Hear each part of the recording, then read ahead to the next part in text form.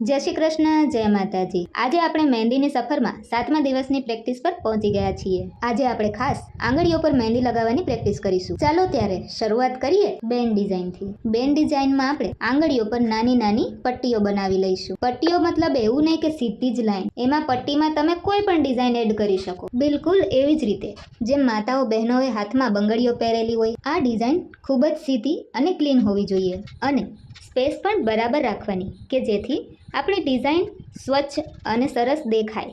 ચાલો ત્યારે બેન્ડ ડિઝાઇનને આપણે અહીંયા વિરામ આપીએ। તો આ છે આપણી ફાઇનલ પ્રેક્ટિસ બેન્ડ ડિઝાઇન માટેની। આ પછી આપણે વેલ ડિઝાઇન શીખીશું, જેનામાં વળાંકો અને નમાવટ હોય છે। આ ડિઝાઇનમાં સીધી લાઈનો ન હોવા છતાં પણ આ ડિઝાઇન ખૂબ જ શોભાયમાન બને છે। આવી વેલની ડિઝાઇન હાથને નાજુક અને નરમ દેખાવ આપે છે। અહીંયા આપણે નાની વેલથી શરૂ કરીને તેની અંદર પાંખડી અથવા તો કોઈ પેટર્નથી પણ શરૂઆત કરી શકીએ। અહીંયા એ વાતનું ખાસ ધ્યાન રાખવાનું કે વેલનું સ્ટ્રોક એક સરખું અને ક્લીન રહે। ઓકે, તો આ છે આપણો ફાઇનલ લુક।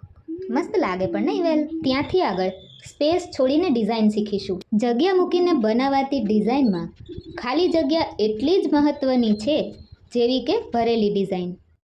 આપણે બે પેટર્ન વચ્ચે થોડી થોડી જગ્યા રાખીએ છીએ કે જેથી દરેક ડિઝાઇન સ્પષ્ટપણે નજરે પડે। આ પ્રકારની ડિઝાઇન હાથને ક્લીન અને એલિગન્ટ લુક આપે છે।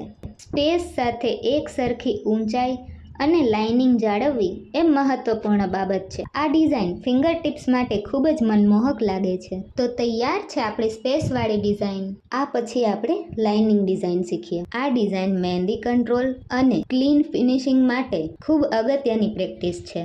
આ ડિઝાઇનમાં આપણે સીધી, વાંકી, ત્રાંસી અને ચારણી લાઈનો દોરવાની પ્રેક્ટિસ કરીએ છીએ। આ ડિઝાઇન હળવી લાગે છે પણ ધ્યાનથી અને ધીરજથી કરવી જરૂરી છે જેથી દરેક લાઈન સમાન આવે। લાઇનિંગ વાળી ડિઝાઇનથી આપણા હાથનો કોન પર નિયંત્રણ બને છે અને તેથી ડિઝાઇનનો નિખાર પણ વધી જાય છે।